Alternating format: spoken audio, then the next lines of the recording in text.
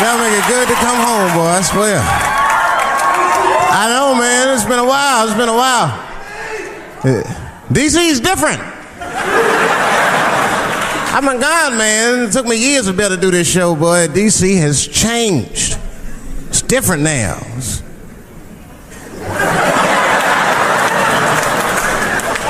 There's a lot of white people walking around, isn't it?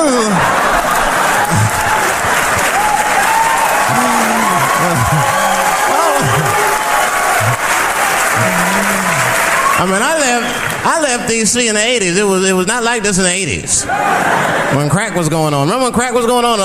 White people be looking at DC from Virginia with binoculars and shit. Well, that looks dangerous. Not yet. New white people. You can't scare these white people. I tried. Roll up on them. Boo! The hell is wrong with you?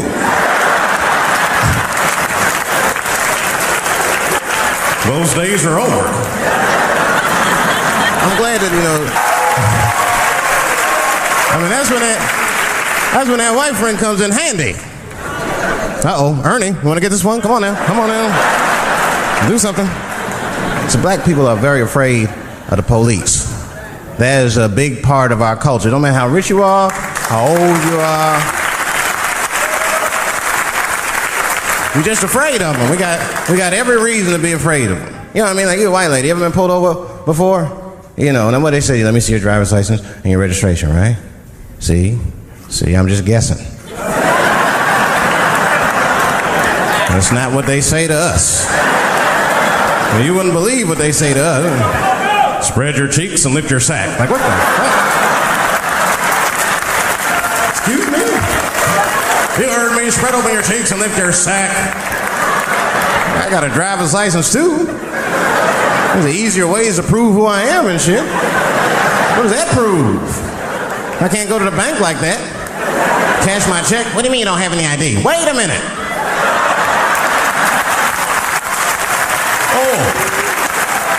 Oh, I'm sorry, Mr. Chappelle. Right this way. Why didn't you spread your cheeks in the beginning? Scared of them.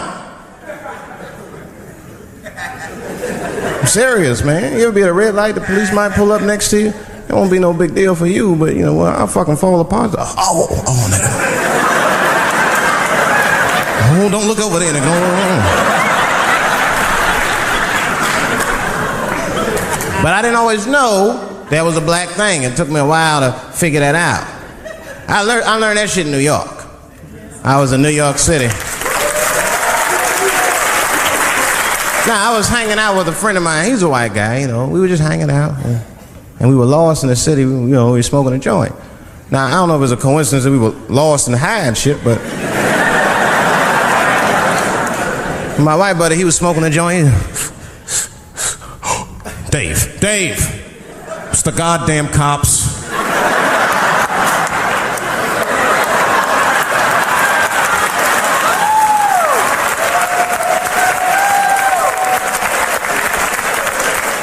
I'm gonna ask him for directions. I said, Chip, no! Chip, don't do it! It was too late. He was walking over there, this man was high as shit. Excuse me, sir. Touching him and shit. Excuse me. Need some information. Start confessing things he shouldn't confess. I'm a little high. All I want to know, which way is 3rd Street? The cop was like, hey, take it easy. You're on 3rd Street.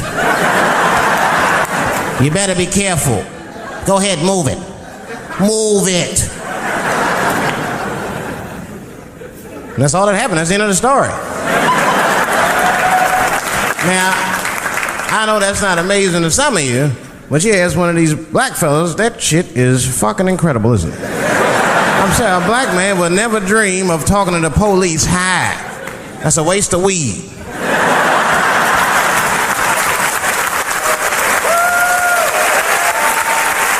Serious. I mean, I'd be scared to talk to the police when I'm sleepy. They fuck around, get the wrong idea and shit. Oh my God. That nigger was on PCP, Johnson. I had to use necessary force. You saw him.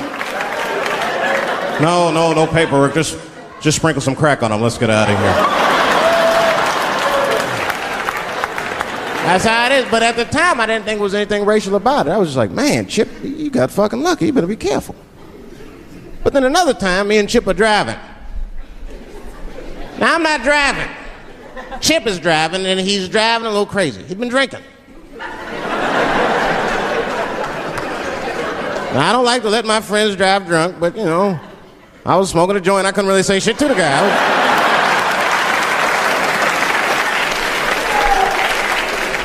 And we get at a red light.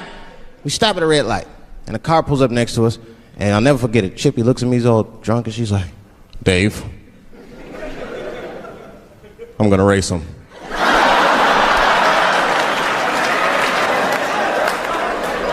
I knew it was a bad idea, but I was high. I tried to explain to him it was a bad idea, but all that came out was, well, nigga, sometimes you gotta race, I don't know.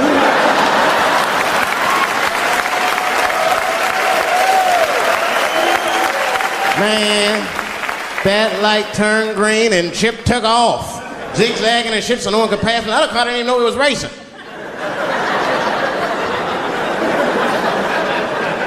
Then the police seen us and pulled us over. Now you understand, I'm scared as shit. I mean, come on, the car smells like weed. I've been speeding, this man is fucking drunk. I was scared. Chip was not scared at all. It was weird, he didn't even turn his radio down. Isn't that weird a little bit? I mean, if you get pulled over, wouldn't you turn your radio down? Nobody want to get their ass beat to a soundtrack and shit. You know what I'm saying? Chip had the music blasting. We're not gonna take it.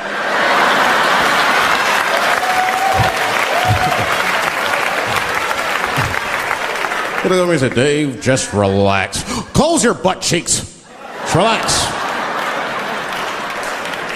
Let me do the talking. You wanna know what he said? This is almost exactly what he said. I couldn't believe it. He says, oh. Sorry, officer, I didn't know I couldn't do that. I was fucking shocked. The cop said, well, now you know. Just get out of here. Just get the fuck out of here.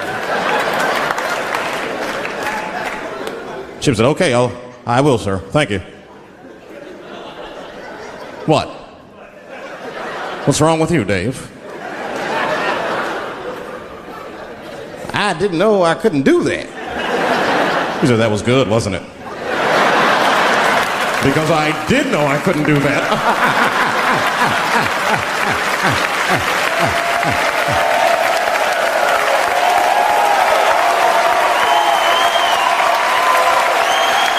I was shocked.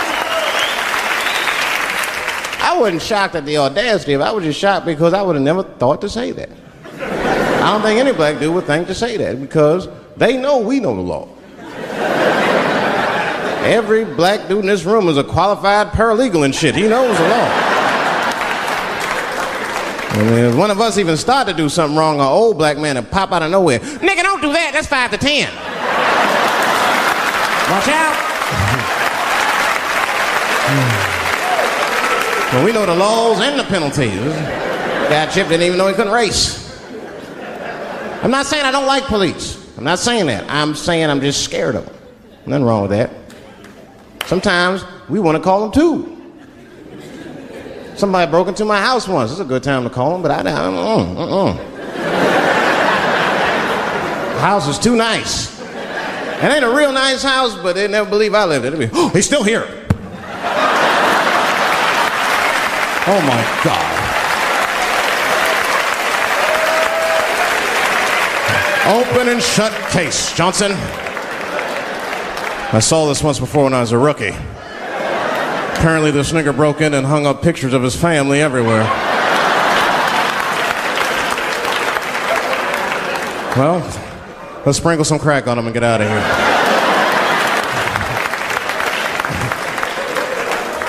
Oh, you know, that's that whole brutality thing. See, that's common knowledge now. There was a time when only minorities really knew about that. I'm not going to say white people didn't believe us, but you were a little skeptical. You were a little skeptical. I mean, I don't blame you. And then Newsweek printed it, he knew it was the truth. And then the Newsweek, white people were like, oh my God. Honey, did you see this? Apparently the police have been beating up Negroes like hotcakes. It's in the May issue. I mean, really, how could you know, though? How could anyone else know? You know. I mean, maybe you should have seen something a little suspicious. Don't you think it was like a little suspicious? Just a little suspicious? Every dead black person the police find has crack sprinkled on them. I mean, come on, man. Come on, man. Who gets shot and sprinkles crack on themselves? Nobody would do that. Bam! Oh!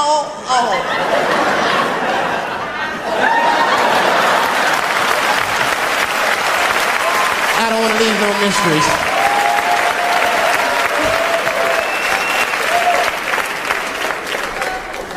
But I'm a paranoid guy, you know, that's how I am.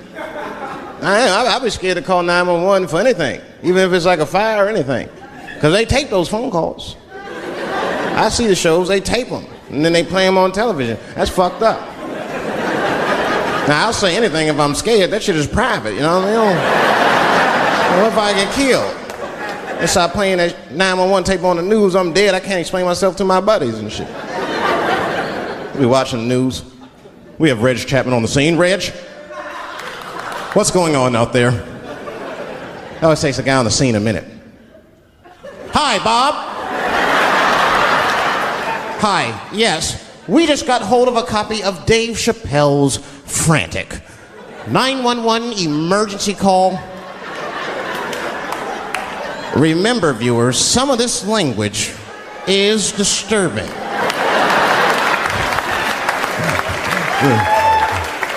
Hello, emergency. Help! Help, motherfucker, they're coming to get me! Just calm down, sir, where are you? Oh, I shit on myself. I can't stop crying. They play that shit 30, 40 times a day. All my buddies will be at my funeral looking at me. You know Dave shit on himself right before men gathering outside of my house, and it looks like they mean business. Get out here, nigger! I gotta go. You guys try and hurry.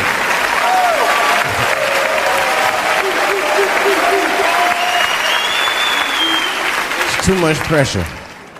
That's my problem. I can't handle pressure. Sometimes pressure make me talk different. I'm serious. You ever have like that social pressure? You ever talk to somebody who's fake and they make you fake? Like, that kind of deal, like, hey, how you doing? You're like, fine, how are you? And you're like, I don't even talk like that.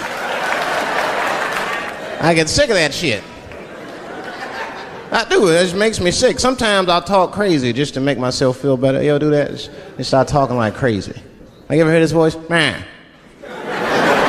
That's how bad guys used to talk in the 40s.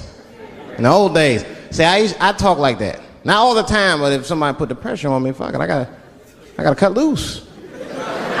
Like, the police pull me over, I'll talk crazy. Son, do you know why we pulled you over? Nah, because I'm black, see, that's right. Nah. I do it. It's not illegal to talk like that. How do they know I don't talk like that every day? Stop talking like that. Stop talking like white copper. Nah. That's how I talk, see?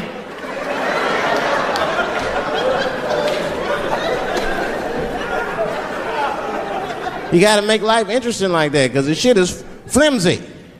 Life is flimsy. You think you're gonna live forever, you ain't not gonna live forever. It's dangerous out here. We know what's going on. I travel now, you know. I used to think D.C. had the roughest ghettos in the country. Nah, nigga,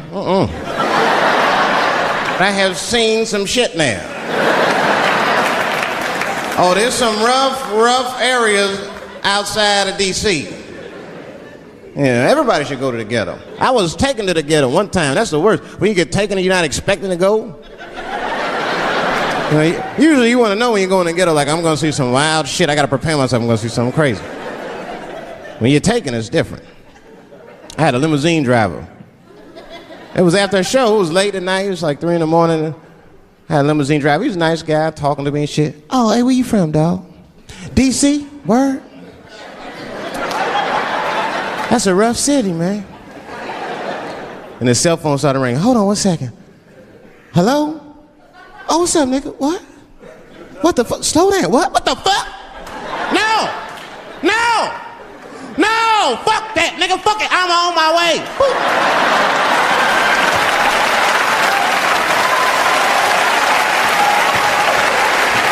Hey. I gotta make a stop real quick. At 3 o'clock in the morning. I didn't know he was taking me to the ghetto at first. I started looking out the window. I was like, what the fuck? Gun store, liquor store, gun store. Where the fuck are you taking me? This don't look good. He didn't say shit. He just pulled up in front of an old rickety building that looked like a project. Now, I'd never been there before. I'm not sure if it was a project, but it certainly had all the familiar symptoms of a project. A fucking crackhead ran this way.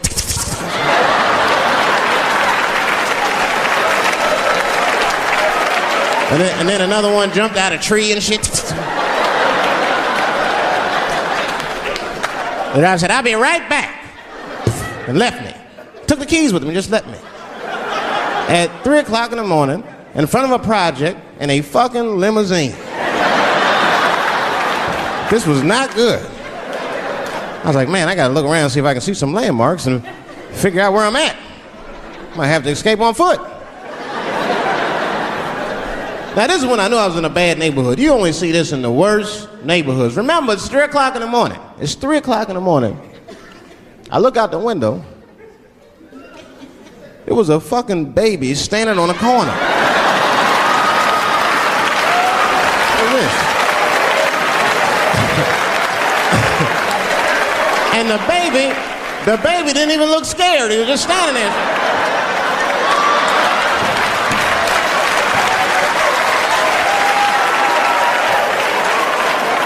I mean, it made me sad. It made me sad, really. You know what I mean? Because I wanted to help the baby. I was like, I don't trust you either. I'm sorry. Click. Click. The old baby on the corner trick, eh? I'm not going to fall for that shit. Where's this limousine driver? You know, I start feeling bad. As time goes by, I start feeling worse. Like, man, what is wrong with me? What the hell's wrong? I'm scared of a baby. Man, this baby could be in trouble. He might need my help. I got to do something. But I wasn't going to get out the car. I'm serious, man. I just cracked the window a little bit. There's an old limousine. I can roll it down.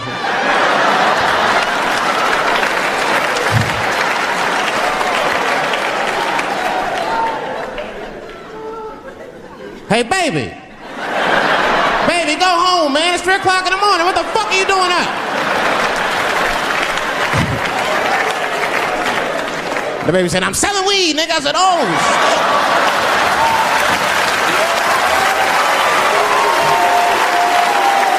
I wasn't expecting that. I'm serious. I had to buy 2 bags from him to calm my nerves. Let me get 2 cones. Got back in the car and rolled me a joint, man. So, that shit was scary, man. Every once in a while, like a crackhead would come up to the car and look in the window. It was like Jurassic Park, and shit, he'd be looking on the car. Hey, get out of here, cracky. That baby was still standing there, man. Then I started feeling bad again. Yeah, weed make you feel guilty sometimes, you know. Man, what is wrong with me, man? I have just bought weed from an infant. I can't condone this kind of behavior. What am I thinking? I can't let the fear ruin my morals. Gotta do something.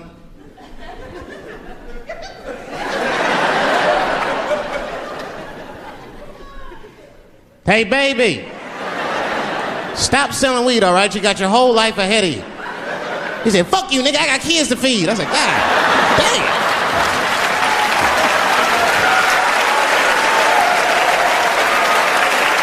Sad. And just at that very moment, one of the crackheads was running across the street and got hit by a car. I know it was a hit and run. The police did it. That's all right, they sprinkled some crack on him and got back up.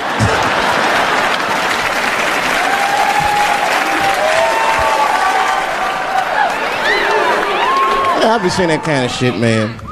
It's what it is. They use the TV to program us from a young age. You ever watch like a cartoon that you used to watch when you were little as an adult?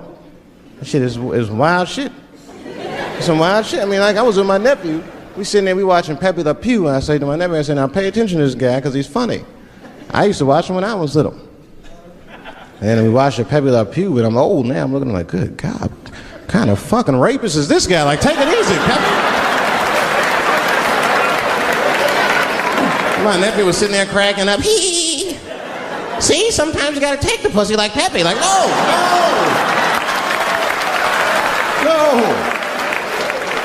I had to turn the channel real quick. I turned on Sesame Street. I said, oh, Sesame Street. This is much better because now he'll learn how to count and spell. But now I'm watching it as an adult and I realize Sesame Street teaches kids other things. It teaches kids how to judge people and label people. That's right. They got a character on there named Oscar. They treat this guy like shit the entire show.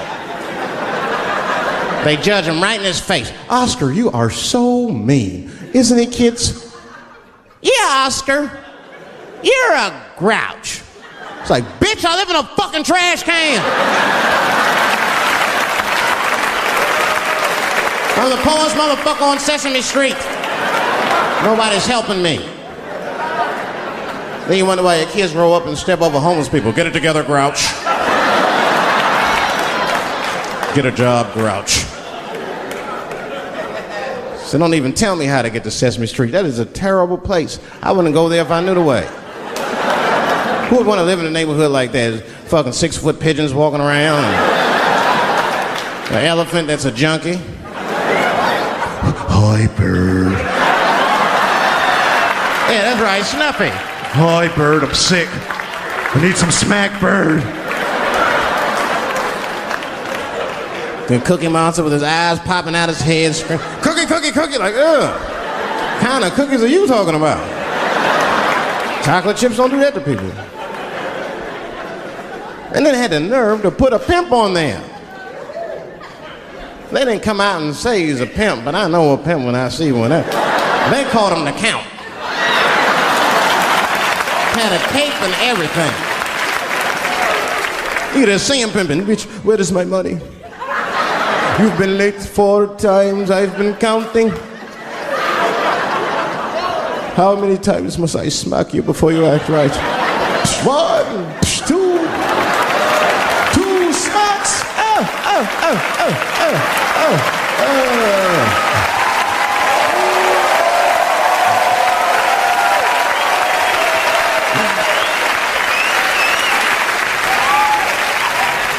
That's the thing, there's so much stuff to worry about. You know, the more you know, the more you don't know and shit.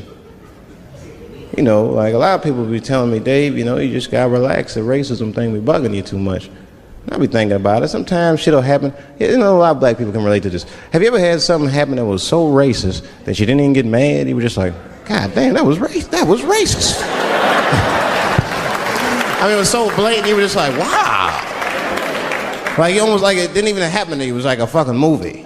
That was like you was watching Mississippi Burning. Wow. That happened to me. I was in Mississippi. I was in Mississippi doing a show, and I go to the restaurant to order some food, and I say to the guy, I say, I would like to have, and before I even finish my sentence, he says, the chicken. I said, what the fuck? I could not believe it. Could not believe that shit. This man was absolutely right. I said, how did he know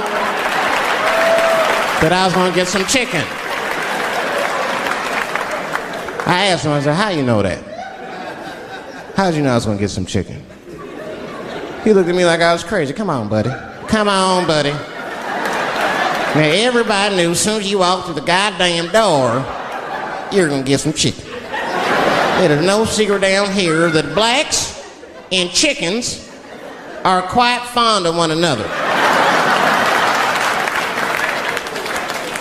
And then I finally understood what he was saying, and I got upset. I wasn't even mad. I was just upset. I wasn't ready to hear that shit. All these years, I thought I liked chicken because it was delicious. Turns out I'm genetically predisposed to liking chicken. He said, why? Oh my God. I got no say in the matter. I got ruined chicken for me. I'm scared to eat it in public. I want somebody to see me and say something. You know what I mean? Like, you be eating some chicken? Oh my God.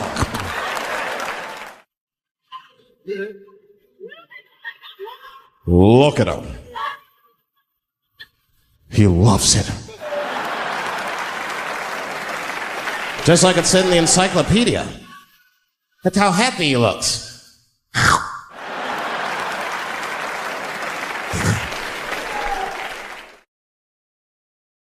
Sometimes it will be too much to deal with. That show business be crazy. That's where the cultures really collide. Show business bring a lot of races together. Sometimes it works, sometimes it don't. This is one thing that happens that's funny. You know, sometimes I'll be on a business call, right? You know, like with a lawyer or something. You know, my lawyers be white. And they're like, we'll be on a call, right? And they'll be like, oh, okay, Dave, we're gonna close the deal. Is that fine with you? I'll be like, yeah, that's good for me. Great. You have a good weekend, Dave. I'll be like, all right, you too, man. Peace. Oh, all right, bye-bye.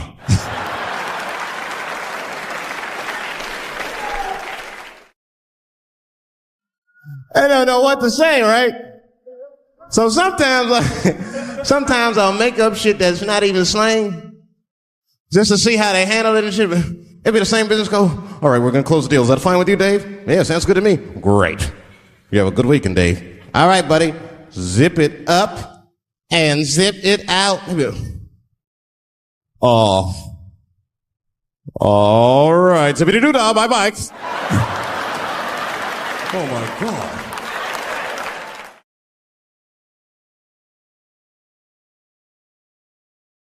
Sometimes, sometimes racism works out in black people's favor. Yeah, it doesn't happen often. It happens very rarely, but when it happens, it is fucking sweet. Oh my God. I'm serious. This one time racism saved my life, man. I was on a plane. I was coming from overseas. And I don't know how this guy got a machine gun on the plane, but he stood up, man. He said, everybody get on the fucking ground. Nobody look at my face. I started freaking out. Because he was Chinese. I was like, why is he talking like that?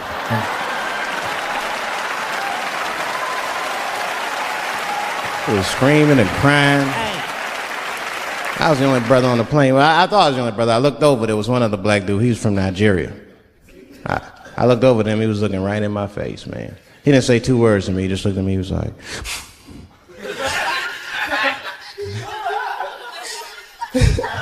He didn't need to talk. I knew just what he was talking about. I looked right back at him. I was like...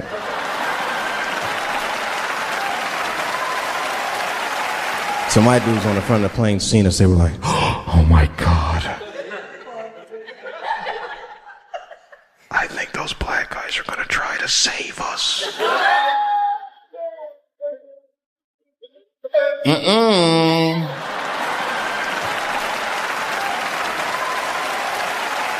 We were just communicating that we understood the situation. We were both seeing the same thing.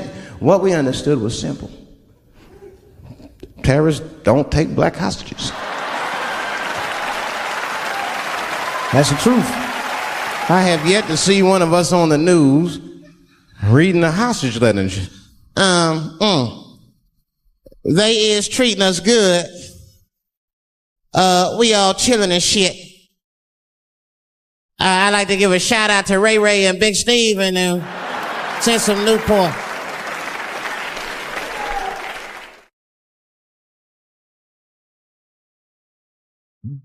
You're not gonna see it. And terrorists are smart. They know what they're doing there, you know. They terrorists. They know that black people's bad bargaining chips.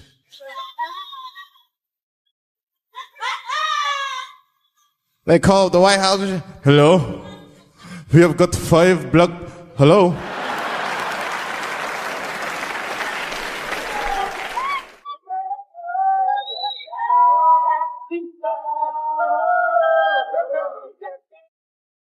You'd be back in D.C. You know, I was thinking, man, this is an election year.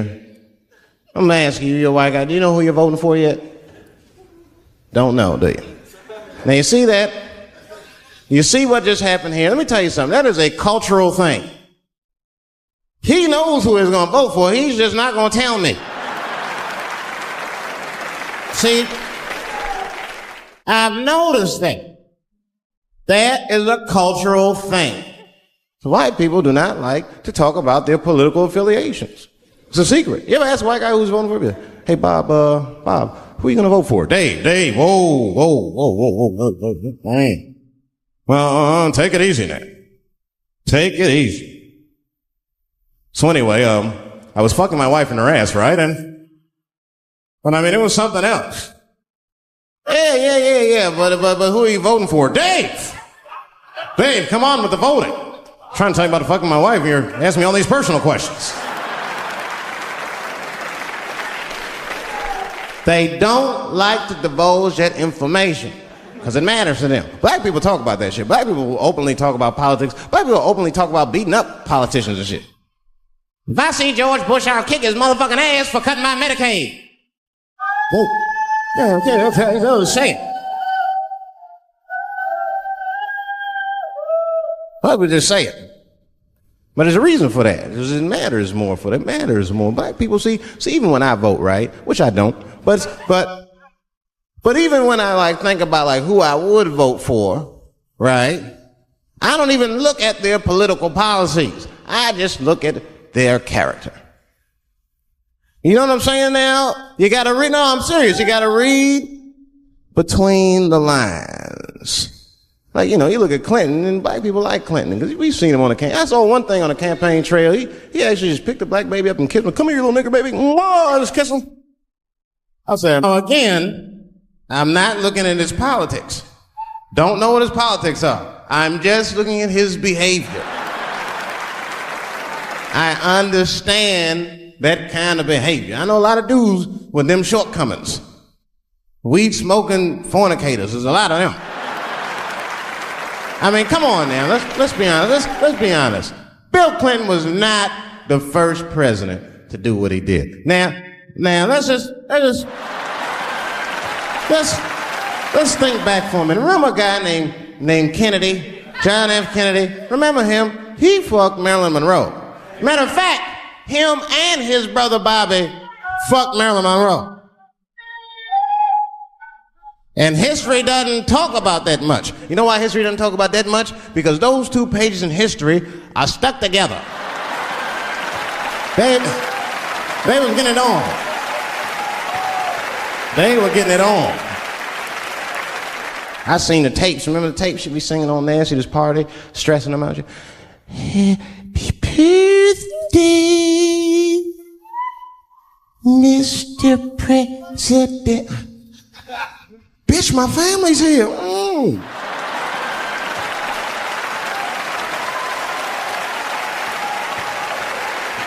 Hey. Clinton did the same thing, but he didn't do it like that.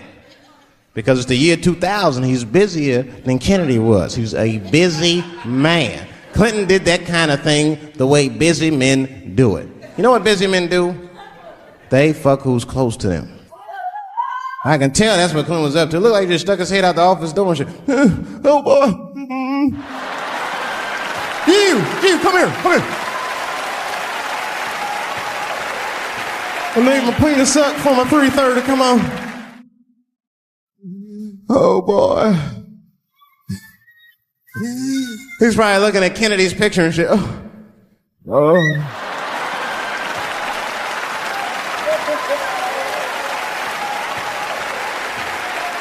And then to top it off, he lied, which I thought that was special. I did, man. I know how he did. I've been accused of having sex with a girl I did not have sex with before, and let me tell you something, that shit is infuriating.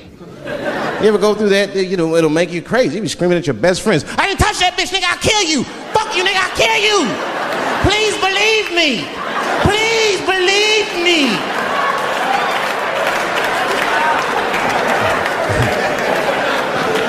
And Clinton didn't do it like that, did it?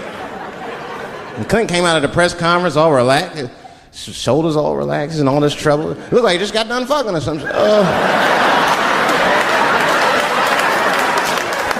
Listen, let me tell you something, America. I don't think you heard me the first time. I did not have sexual relations with that woman, Miss Lewinsky.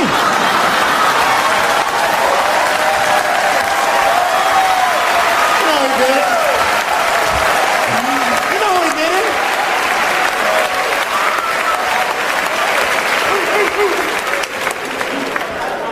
Everybody knew what that finger smelled like. Nobody cared. Nobody cared. We all watched. We was disgusted, but we kept watching the news. I know I did. I was taping it. See, I'd be at the crib like, baby, turn the lights off. The news is coming on. Every week on 60 Minutes was a different girl accusing Clinton. Remember Kathleen Willey came out? She was upset. The president called me into his office. He began massaging my breast slowly. I'm sorry.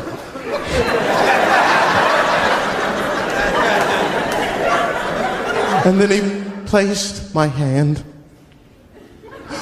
on his genitals. Ed Bradley was shocked. Was he aroused? I was at home like, yeah, was he aroused?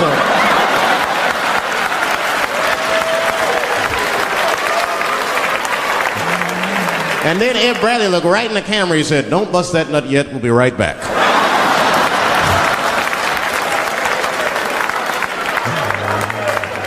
Oh, man, the news had never been so good.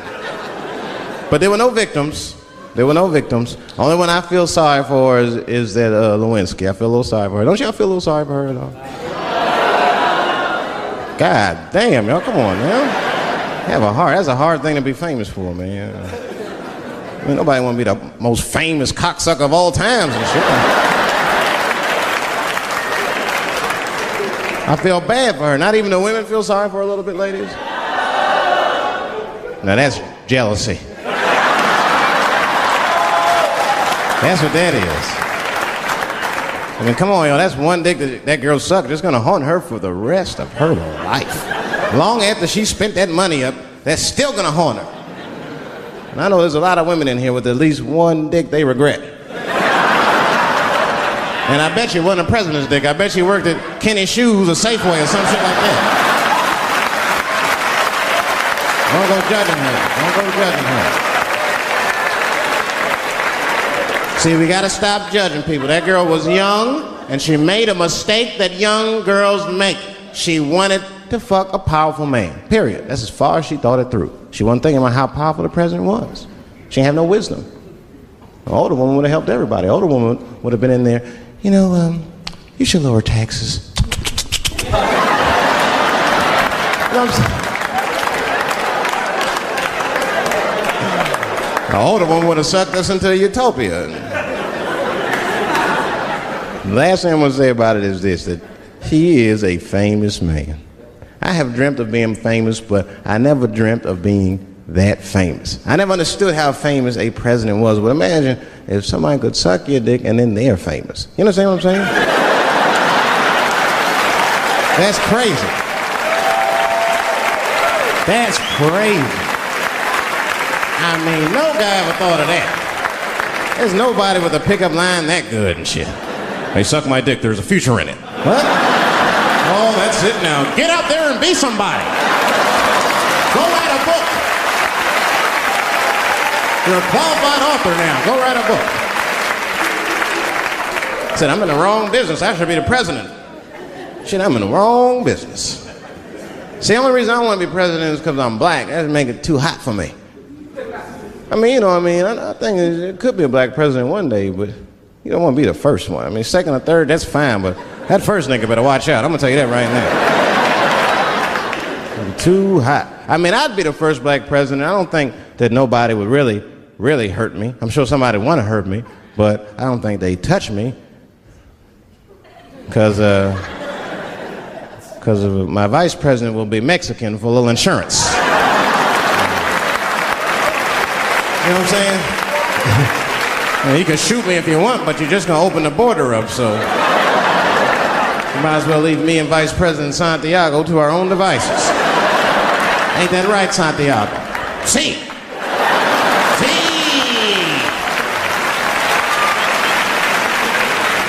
Elian can stay. Don't worry, I don't got no Elian jokes. All I'll say about Elian is thank God he's Cuban. Because if he was Haitian, you'd have never heard about his ass.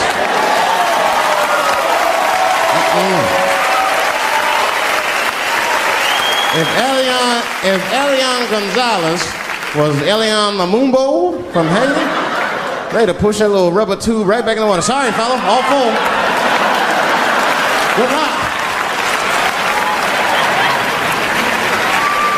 The only thing in our society that bothers me the most is the way that men and women don't get along no more. That's really what's bugging me about it. Men and women just don't get along. Like, I hear women say this all the time. I know a lot of you sisters be like, chivalry is dead. Don't you? Don't y'all feel that way? Like men aren't gentlemen anymore? That's right. Chivalry is dead. And women killed it.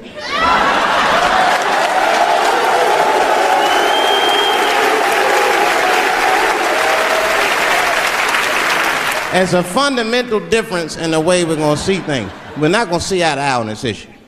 We're just not. Our tests in life are different. A woman's test in life is material. A man's test in life is a woman.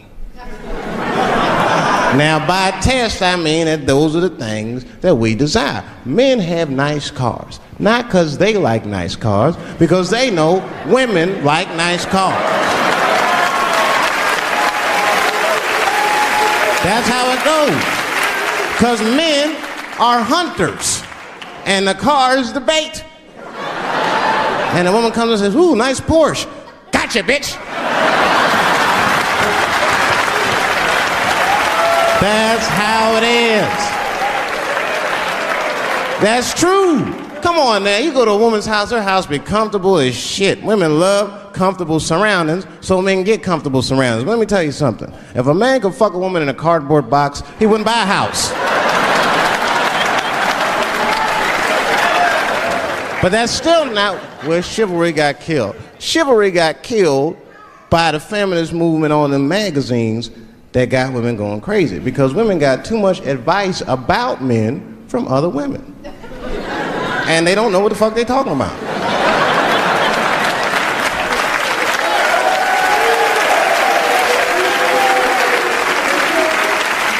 It's true. I see this shit in the magazines. I don't read them, but I be seeing the cover. I be in the grocery store, fellas, you look at one of the magazines like, what is this? And they say on the cover, 100 Ways to Please Your Man by some...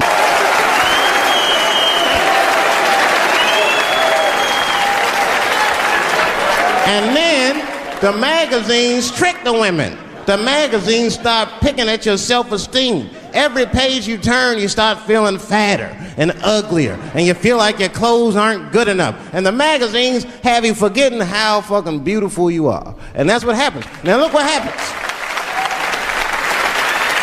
And then you forget how beautiful you are, and we all suffer. If pussy was a stock, it would be plummeting right now because you flooded the market with it. You're giving it away too easy. I'm just being truthful. I'm just talking. It would plummet. You'd be watching the news today, pussy plummeted again on the NASDAQ. Gold is up 10 points. You can see it. You ever have this happen? This is how confusing it is. This is the practical application of what I'm talking about. Like a guy be out, this happens to a lot of guys, you be out at a club, bar, right? You're kicking with your boys, and a girl walks by, and man, she looks good. She looks good. Not good in that classical way. I mean, you know, I'm talking good like she got half her ass hanging out her skirt. Her titties are all mashed together, popping out the top of her turtleneck and shit.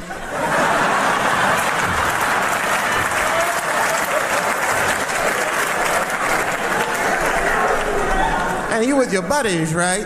You with your buddies, you got a couple drinks in you, and you see a girl like this, you might try to talk to her. This might not come out right. I don't know what you say, but damn, look at them titties! Right? The girl gets mad and says, wait a minute. Just because I'm dressed this way does not make me a whore. Which is true. Gentlemen, that is true. Just because they dress a certain way doesn't mean they are a certain way. Don't ever forget it. But ladies, you must understand that that is fucking confusing. It just is. Now that would be like me, Dave Chappelle the comedian, walking around the streets in a cop uniform. Somebody might run up on me. Oh, thank God. Officer, help us. Come on, they're over here. Help us. I'm like, oh, just because I'm dressed this way does not make me a police officer. You understand what I'm saying?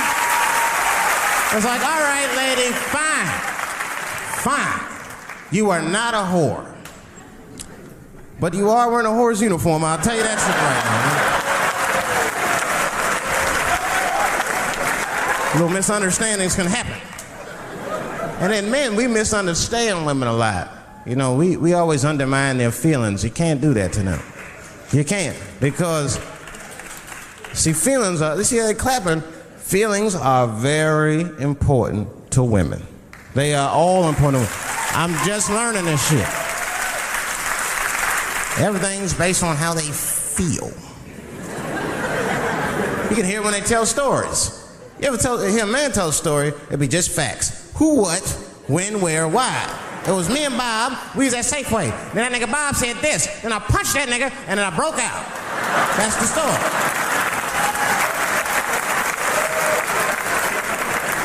That's the story.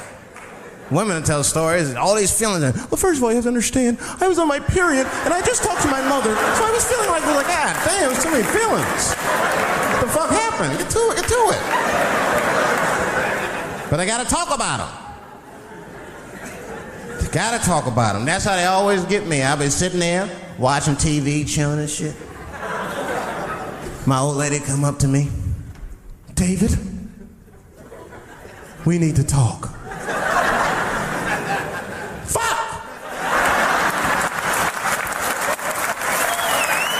I don't say that out loud. That's how I feel inside. Because I know every time we need to talk about some shit that I gotta do. We don't ever have to talk about anything she needs to do.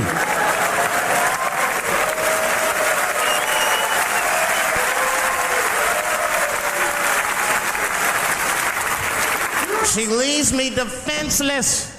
I have to do what I have to do. David, we need to talk. Nah. Don't do that to me, David. This is serious. Stop talking in that voice. No, see. I gotta do this, see. See.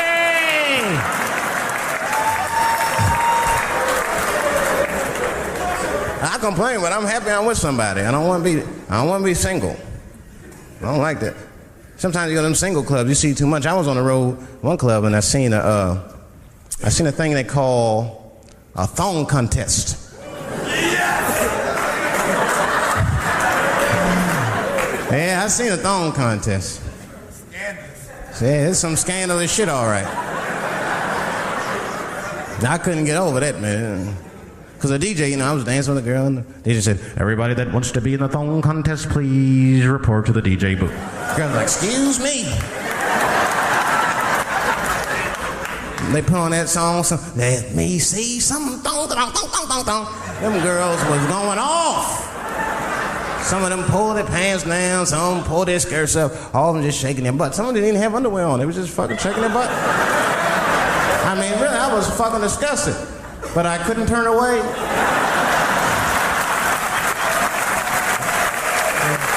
But no, please, for the squeamish, just plug your ears.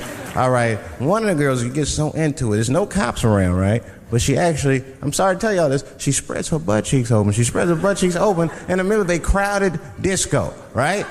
I was disgusted because I was like 10 yards away from her. I was like, oh my God.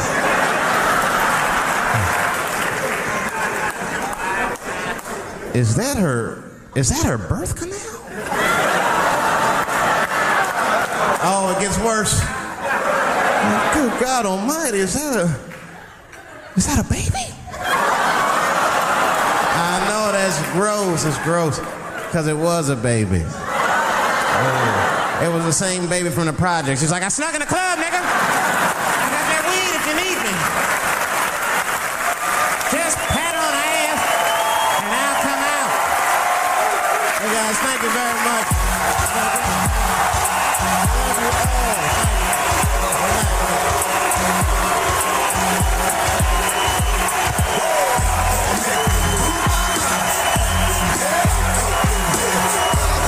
Good night, good night.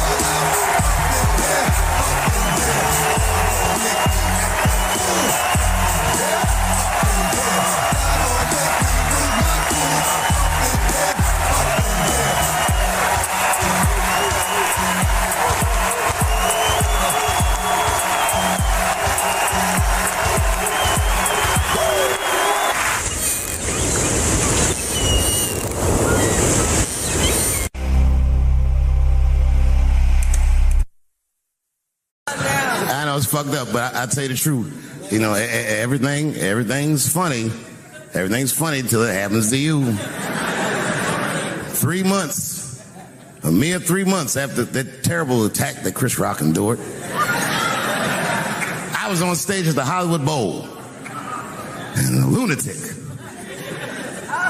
jumped out of the crowd and attacked me. Now, I gotta tell you, if it happens to you, you don't even know what the fuck is happening. It was like slow motion. I just looked over. I don't know this nigga. And I just looked and said, oh my God, I'm being attacked.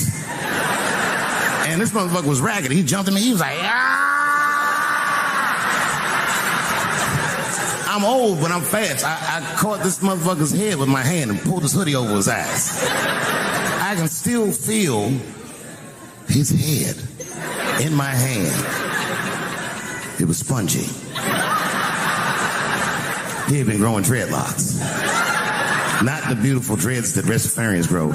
These were accidental LA homeless dreads. These shit had leaves and sticks and bottle caps and shit in it. Some kind of grease. I was like, ugh, like this. And then I fell down. And he knocked me all the way on the ground. And I was like, man, this is a bad situation. I'm like, I don't know if I'm going to die or what's going to happen. But in that moment of vulnerability, you know what occurred to me that had never occurred to me before in my life? In that moment, it occurred to me that bodyguards should not wear dress shoes to work, Travis. This nigga Travis came out slipping and sliding on some kind of beautiful loafer and fell flat on his back. I said, oh my God. Now both of us are down. I gotta handle this shit myself. So I popped that back, boom. And then the kid that knocked me down, he popped up, boom. And we looked at each other and realized at the same time, I was bigger than him. And that motherfucker took off running. And I started to chase him and I said, fuck him. I picked the microphone up. I said, I'm gonna finish this show now. That's right.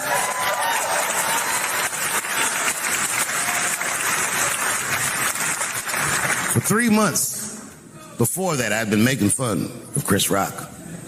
And people would ask me all the time. They say, Dave, what would you do if you were Chris Rock and Will Smith slapped you in the face? And to this day, the answer is the same. Well, I don't know what I would have done. I've never been in a situation that extreme. But I do know now what Will Smith would not have done. And that is enjoy the rest of his evening. Man, listen. We gave that kid a good while. We was whooping his ass. Not we. I mean, I was on stage trying to think of a joke to tell, but they was beating this nigga up right behind me. Everybody could see it. Everybody could see it. And I'm sitting up there trying to think of what to say. And I'm tongue-tied. Me, of all people, can't think of anything to say. Look at my karma. Just that moment. Of all the people in the world, Chris Rock walks from backstage, walks up to me in front of 20,000 people, grabs the mic out of my hands and looks at the crowd and goes, "Was that Will Smith?" Man, motherfuckers fell out of their chairs laughing.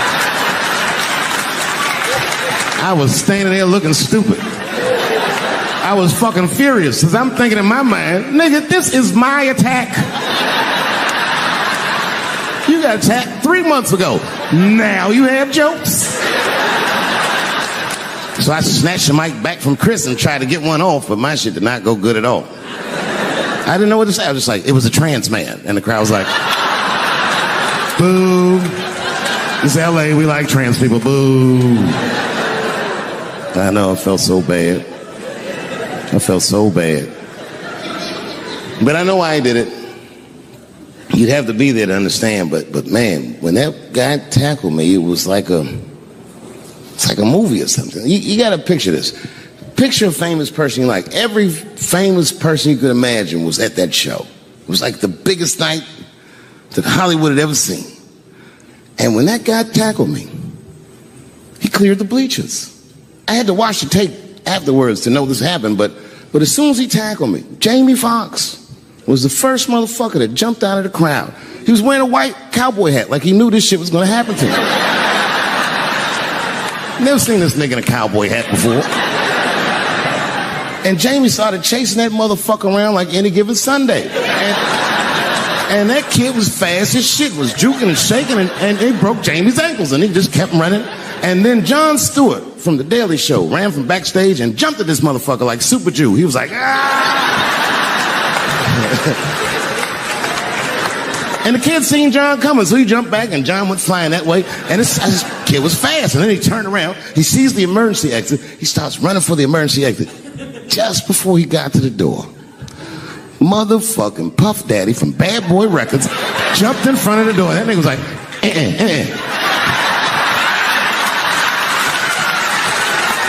Boy,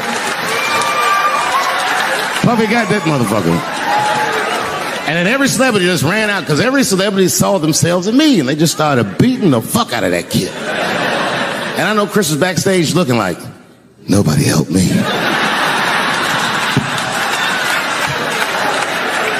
Everybody hates Chris.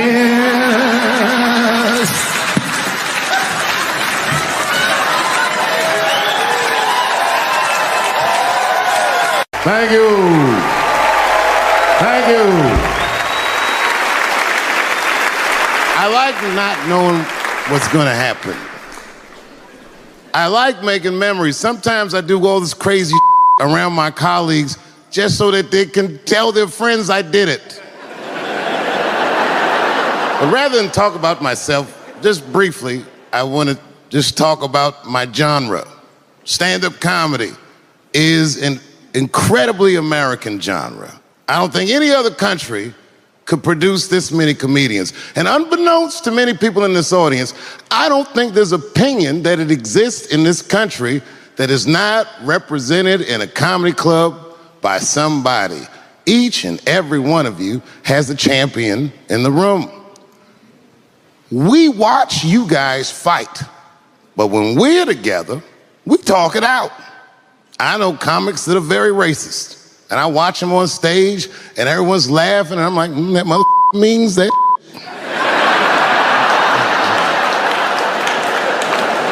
Don't get mad at them, don't hate them. We go upstairs and have a beer, and sometimes I even appreciate the artistry that they paint their racist opinions with. Man, it's not that serious. The First Amendment is first for a reason. The Second Amendment is just in case the first one doesn't work out.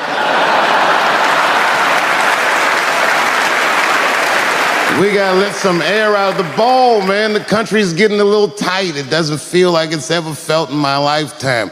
So tonight, I am honored that my colleagues are here in comedy and in music.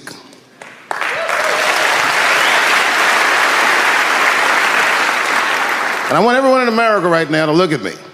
Look at me smoking indoors.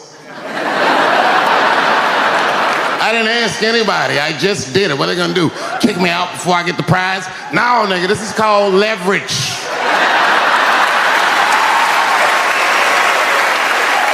The thing that I liked best about tonight was that I saw so many people from different parts of my life, like friends that I grew up with here in DC, friends of mine from Ohio then and now, friends of mine from comedy clubs, all the musicians that blew my mind. You guys have no idea how you inspired me. I want to give a special shout out to my OG, Tony Woods. Miles Davis has a quote.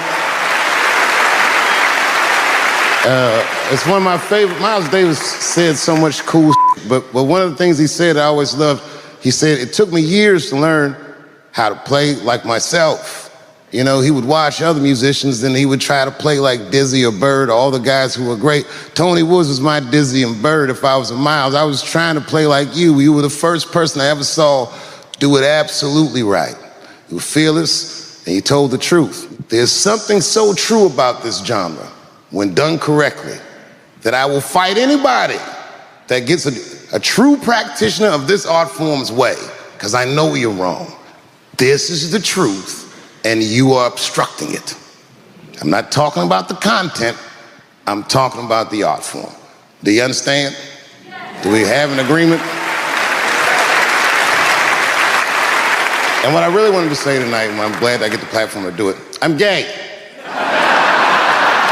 I am gay, and I can't wait to see what this does for my career, being gay like this.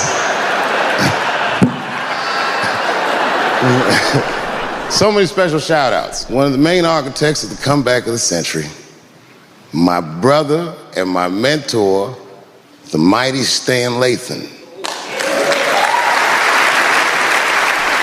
I never dreamed that I would be able to work with someone as great as you. These last 5 specials, straight fire. I wouldn't want to do another special with anybody else but you. So eat your mother vegetables and live as long as you can, because we doing a few more of these bitches. Neil Brennan, your speech made me cry, because it reminded me of all those hard days of work and all that money I never got for it. The other real special shout out I gotta make, because none of this would have been possible on any level without this person, is my mother. Mom. My mother. Mom. You have no idea what I put this woman through. If you had just given birth to me, that would have been more than enough. But the fact that she raised me and raised me well, we had a real oral tradition in our house. I knew the word griot when I was a little boy. A griot was a person in Africa who was charged with keeping the stories of the village. Everyone would tell a griot the stories, and they would remember them all so that they could tell future generations. And when they got old, they'd tell them to someone else. And they say in Africa, when a griot dies, it's like a library was burnt down. And my mother used to tell me, before I ever thought about doing comedy, she said, you should be a griot. And she'd fill me with every story of black life. You know, she's educated in African-American studies, and she would let me understand the context that I was being raised in, that I'm being raised in a hostile environment that I have to tame. By the time I was 14 years old, I was in nightclubs, mastering an adult world. It was terrifying. The crack epidemic was going on and my mother would hear gunshots outside and be scared to death, maybe it's my son. But early in my career, if you remember, Mom, you used to sit in the club with me. She'd do a full day of work, you'd be back there falling asleep just waiting for me to go on. She would watch my show every night. Do you know how long that car ride is home?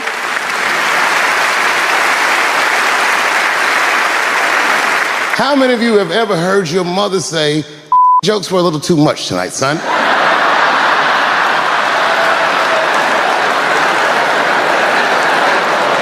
I was a soft kid. I was sensitive, I'd cry easy, and I would be scared to fist fight. And my mother used to tell me this thing, I don't even know if you remember, but you said this to me more than once. You said, son, sometimes you have to be a lion so you can be the lamb you really are. I talk this like a lion. I'm not afraid of any of you when it comes word to word. I will gab with the best of them just so I can chill and be me. And that's why I love my art form, because I understand every practitioner of it. Whether I agree with them or not, I know where they're coming from. They want to be heard. They got something to say. There's something they notice. They just want to be understood. Love this genre. It saved my life. So tonight, Mom, I would like to honor you in a very special way that I cannot do on my own. But because now I'm a man with great and influential friends, I'd like to ask my man Thundercat to come out on the stage. Thundercat, the Mighty Most Def. Washington, D.C., thank you very much for giving me a home and a place to start. Today is officially Dave Chappelle Day in Washington, D.C. The mayor declared it last night.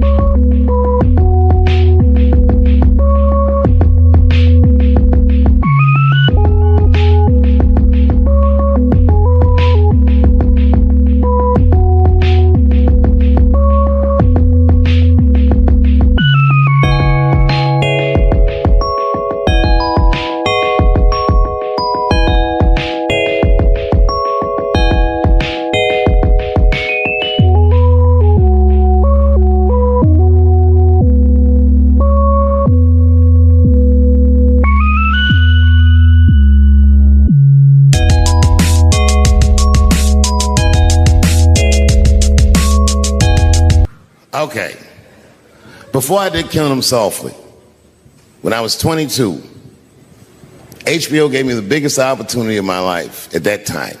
They gave me a half-hour special, but this shit was not like a special, you know what I mean? It was like, it was generic. It didn't even have a title. It was just Dave Chappelle. And I shot it in San Francisco at a place called Broadway Studios, which is on the second floor of a building. And beneath Broadway Studios is a nightclub. And the special was only supposed to be 30 minutes. And I got ready, I practiced, I did all the shit I was supposed to do. And the night that I taped, 20 minutes into my 30-minute set, I'll never forget this, music started blasting from the nightclub underneath. You could hear it real loud, and it fucked my whole show up, and I was devastated. I was a young man. I really believed in what I was doing, and I thought that my dream had been killed. So when I got off stage, I ran down the steps to the alley behind Broadway Studios, and where the control trucks are parked, and I kicked that motherfucking door open, and I started yelling at all the producers. I was nobody in show business, just a guy that believed in myself. I said, man, you fucked everything up. That fucking music, what the fuck were you thinking? And there was a guy who was a big-time producer, I ain't saying no names, and he stood up, and he said, hey, kid, sit the fuck down. He said, we didn't ruin anything. He said, we made a deal with that nightclub to not play music, and they didn't honor the deal. And I said, who didn't honor the deal? And he pointed to a guy. I'll never forget it. It was an old white man sitting in the Ford Taurus by himself. And he said, that guy right there. And I didn't waste no time or ask no questions. I went to that Ford Taurus and I beat on that window and I said, open the door, motherfucker, I want to talk to you. And that old man looked at me for 1 second and wisely drove the fuck off. And left me in the alley cussing at anybody who would listen. And 2 minutes later, literally 120 seconds later, couldn't have been any more than that, the doors of the kitchen in the alley of that nightclub underneath Broadway Studios flung open. And that old man was standing there, that same old man with reinforcements. He had 2 big goons with him, and he looked at me, and he was calm as a cucumber. He said, you, come here. I want to talk to you. I didn't know anything about the streets at this age. But I found out later in my life that these men were Russian mobsters. And I don't know what you guys know about the Russian mob, but these are the niggas that killed Denzel in Training Day.